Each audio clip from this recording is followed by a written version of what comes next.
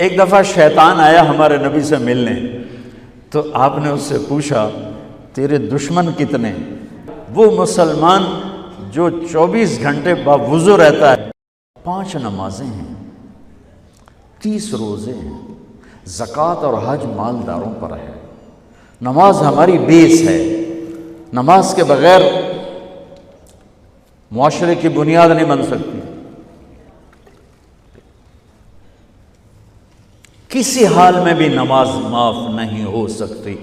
14-15 صدی میں اگر نماز کی گنجائش مجھے نظر آتی ہے تو کربلا کے میدان میں حسینی قافلے کی نظر آتی۔ نہ پڑھو، تلواریں برس رہی ہیں، چند گھڑیاں باقی ہیں گردنوں کے کٹ جانے میں، اب نماز پڑھو یا نہ پڑھو گردن کٹنے والی ہے۔ اس کے باوجود امام عالی مقام نے زہیر آپ کے رائٹ سائڈ پر جھنڈے بردار تھے، ان کو اشارہ کیا کہ یہ شمر سے کہو نماز پڑھنے دو۔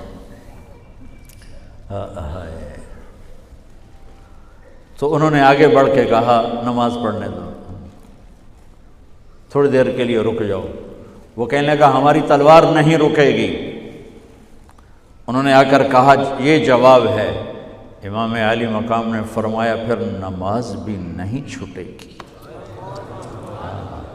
جی میٹنگ تھی، نماز یاد نہیں رہی، میٹنگ بڑی لمبی ہو گئی، نماز چھوٹ گئی، سارے دروازے بند کر دیے۔ حالانکہ اللہ کی قسم اگر یہ قافلہ نماز نہ بھی پڑھتا تو ان کے لیے جنت کے دروازے کھل چکے تھے، چونکہ جنگ سے پہلے آنکھ لگی، آنکھ کھلی تو مسکرائے۔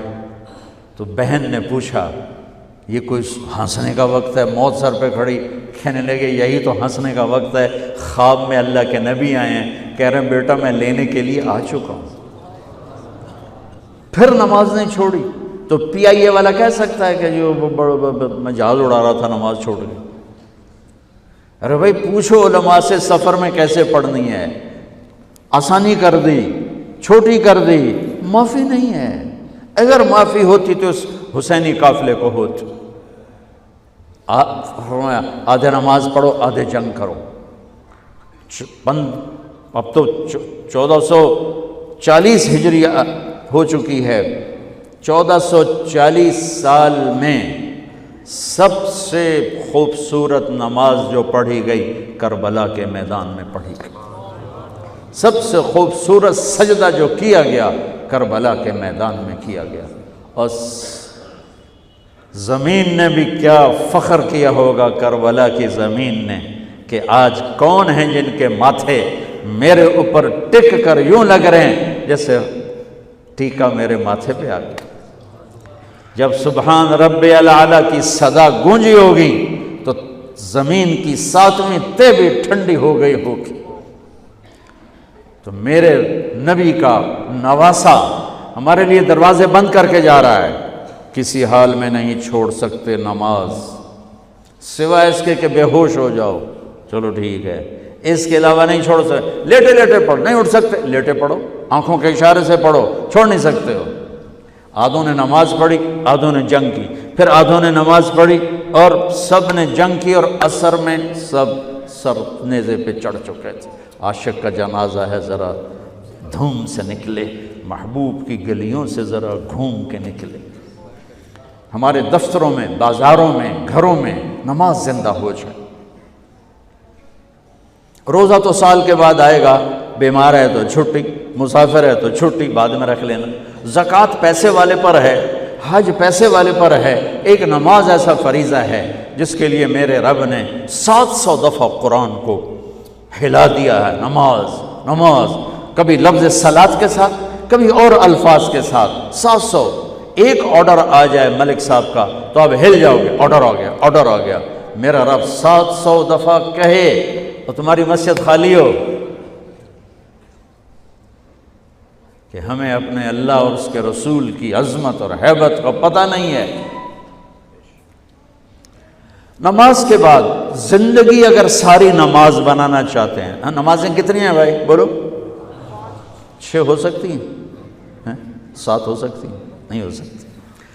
اگر ساری زندگی نماز بنانا چاہتے ہو کہ میری پوری زندگی نماز بن جائے، چاہے میں آفس میں ہوں، چاہے میں جوڑیا بازار میں ہوں، چاہے میں جہاز اڑا رہا ہوں، چاہے کھوتا ریڑی۔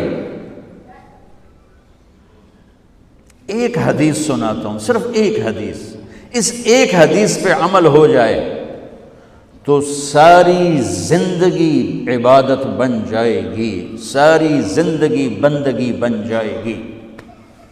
میرے نبی نے فرمایا اربع اذا کانت فیک، کہ میری امت 4 باتیں لے لو۔ میں قربان جاؤں، میرے نبی بڑے بڑے وظیفے نہیں بتاتے تھے، اپنی امت کو مشقت میں ڈالنے سے بچتے تھے،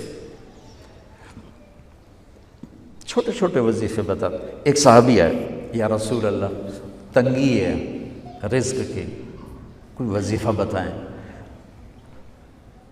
کتنے لمبے لمبے وظیفے لوگ پڑھ رہے ہیں کہ کاروبار کھل جائے اور روزی بڑھ جائے، کتنے لمبے چوڑے، کتنے کتابوں میں ایڈے ایڈے بڑے وظیفے لکھے پہ، پڑھ انجی بندہ بڈھا ہو جائے۔ میں قربان جاؤں یا رسول اللہ آپ کی شفقتوں پر، آپ کی رحمتوں پر، سنو یہ کرو، میری بات نہیں ہے، میرے نبی کی بات ہے۔ تجربے کی وجہ سے کرو گے تو کچھ نہیں ملے گا، یقین سے کرو گے تو دروازے کھلتے دیکھو۔ کہ یا رسول اللہ ارید ان یوسع علی رزقی، میں چاہتا ہوں میری روزی کھل جائے۔ تو آپ نے کہا ادم علی الطہارہ یوسع علیک رزقک، تو باوضو رہا کر تیرا رزق کھل جائے۔ کوئی زور لگتا ہے وضو؟ تمہارے ہاں تو سردی ہوتی ہی کوئی نہیں کہ بھئی ٹھنڈا پانی ہے کیسے وضو، یہ تو ہمارے لیے مسئلہ ہے کہ بھئی ٹھنڈا پانی ہے کیسے وضو کرو۔ وہ ہمارے گاؤں کا مراسی مجھے مل گیا، میں نے کہا چل نماز پڑھے گی، نہیں جی میاں جی سردی بڑی، نہ لے جاؤں سردی بڑی، مراسیوں کو سردی زیادہ لگتی۔ میں نے کہا نہیں آج تک نماز پڑھا کے چھڑنا ہے۔ میں اس کو لے کے جب وہ ٹوٹی پہ بیٹھا نا، جو ہی ہاتھ پہ پانی، اوہ حالے ہو ٹھنڈا پانی، اوہ حالے ہو ٹھنڈا پانی۔ تمہارے لیے تو یہ مسئلہ بھی نہیں کہ ٹھنڈا پانی۔ میرے نبی کی یہ سارا مجمع لے لو، یہ اوپر مستورات لے لیں، ادم علی الطہارہ یوسع علیک رزقک۔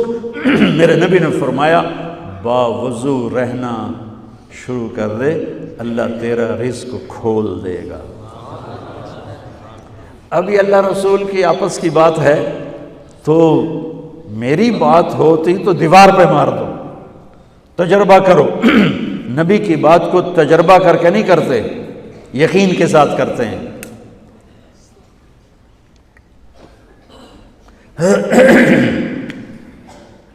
ادم علی الطہارہ یوسع علیک رزقک، باوضو رہا کر۔ اچھا باوضو رہنے کے اور فائدے، اللہ پیار کرتا ہے، شیطان ڈرتا ہے، اور وضو ہوگا تو نماز آپ ہی پڑھی جائے گی، چلو یار وضو ہے 4 فرض ہی پڑھ لو گی۔ ایک دفعہ شیطان آیا ہمارے نبی سے ملنے، تو آپ نے اس سے پوچھا تیرے دشمن کتنے؟ کہنے لگا 15۔ آپ نے فرمایا کون کون ہے؟ کہنے لگا پہلے تو تھوڑا ہی نمبر ہے، پہلا نمبر تو تھوڑے نال میرا لگو ہے۔ پھر کہنے لگا وہ مسلمان جو 24 گھنٹے باوضو رہتا ہے وہ میرا بڑا دشمن ہے۔ جو باوضو رہتا ہے اور باوضو سوتا ہے، ایک فرشتہ اس کے لیے بندگی کا ثواب لکھتا رہتا ہے۔